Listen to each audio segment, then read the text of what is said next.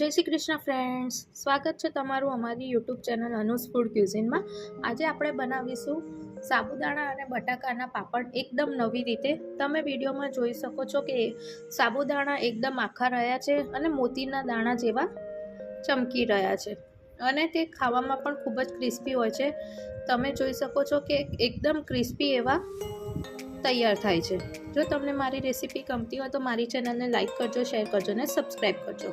તો ચાલો આપણે રેસીપી શરૂ કરીએ। સાબુદાણા બટાકાના પાપડ બનાવવા માટે મેં અહીં 1 કિલો સાબુદાણા લીધેલા છે। સાબુદાણાને તમારે રાત્રે પલાળી દેવાના છે। તેને 7 થી 8 કલાક પલાળવા જરૂરી છે અને સાબુદાણા પલાળતી વખતે તમારે એ વાતનું ધ્યાન રાખવાનું છે કે સાબુદાણાની ઉપર તમારી 1 આંગળી 1 વેઢ જેટલું જ પાણી એડ કરવાનું છે। આ રીતે જો તમે સાબુદાણા પલાળશો તો એકદમ છૂટા એવા પલળશે, સોફ્ટ થશે। બીજા દિવસે સવારે તમે જોઈ શકો છો કે આપણા સાબુદાણા સરસ એવા તોલડી ગયા છે, એકદમ સોફ્ટ છે અને એકદમ છૂટા છૂટા રહ્યા છે। તો તમારે આ પ્રોસેસથી જ સાબુદાણા પલાળવાના છે। હવે સાબુદાણાને આપણે બાફવા માટે રાખીશું। તો સાબુદાણાને બાફવા માટે મેં અહીં સાબુદાણાને એક કાપડમાં લઈ લીધેલા છે અને તેને હું વરાળની મદદથી બાફી લઈશ। ફક્ત 10 જ મિનિટમાં સાબુદાણા બફાઈને સરસ રીતે રેડી થઈ જશે। આપણા સાબુદાણા સરસ એવા બફાઈને રેડી છે અને સાબુદાણા એકદમ છૂટા છૂટા રહ્યા છે। તો તમારે આ પ્રોસેસથી સાબુદાણાને બાફવાના છે। હવે બાફેલા સાબુદાણાને એક મોટા તપેલામાં લઈ લઈએ જેથી આપણે સરળતાથી તેને હલાવી શકીએ અને મસાલો કરીએ તેમાં। અહીં મેં 3 ચમચી સિંધવ મીઠું લીધેલું છે। તમે તમારા સ્વાદ મુજબ મીઠું એડ કરી શકો છો।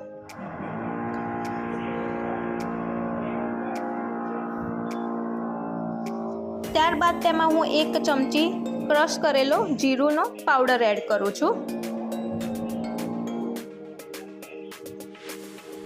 પછી હું તેમાં 200 ગ્રામ ક્રશ કરેલા લીલા મરચાં એડ કરું છું। તમે તમારી તીખા, જો તમને વધુ તીખું ગમતું હોય તો તમે વધુ મરચાં એડ કરી શકો। 1 ચમચી લીંબુના ફૂલ એડ કરું છું। મારા ઘરમાં બધાને ખાટો ટેસ્ટ પસંદ છે। જો તમારે લીંબુના ફૂલ એડ ના કરવા હોય તો આ સ્ટેપને તમે સ્કીપ કરી શકો છો।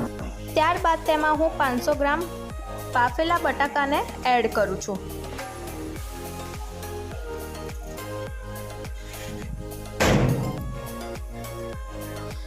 મેં 500 ગ્રામ બટાકા લીધેલા, તેને બાફીને છોલીને ક્રશ કરી લીધેલા છે। હવે આ બધા મસાલાને સાબુદાણામાં બરાબર મિક્સ કરી લઈશું। હાથથી મિક્સ કરીશું તો ઝડપથી મિક્સ થશે।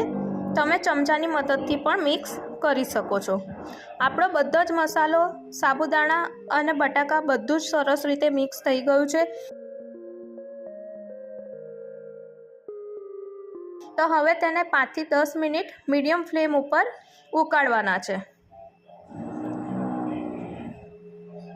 હવે આપણા સાબુદાણા બરાબર ઉકળી ગયા છે તો આપણે તેને ચમચીની મદદથી રાઉન્ડ શેપ આપીને સાબુદાણાના પાપડ બનાવી લઈએ। તમે વિડીયોમાં જોઈ શકો છો, ચમચીની મદદથી સાબુદાણાના પાપડને રાઉન્ડ શેપ આપી દેવાનો। બહુ જ ઇઝી રીત છે। તમે આ રીતે આ પ્રોસેસથી સાબુદાણાના પાપડ બનાવશો તો એકદમ ક્રિસ્પી અને ટેસ્ટમાં પણ બહુ જ સરસ બનશે। 1 કિલો સાબુદાણા અને 500 ગ્રામ બટાકાથી લગભગ 80 થી 100 જેવા નંગ જેવા સાબુદાણા તૈયાર થાય છે। તો ચાલો તેને તળી લઈએ। તમે જોઈ શકો છો કે આ વખતે પણ સાબુદાણા એકદમ આખા છે અને એકદમ મોતી જેવા લાગે છે। તો તૈયાર છે આપણા સાબુદાણાના પાપડ। જો તમને મારી રેસીપી ગમતી હોય તો મારી ચેનલને લાઈક કરજો, શેર કરજો અને સબસ્ક્રાઈબ કરજો। ફરી મળીશું એક નવી રેસીપી સાથે। Thank you.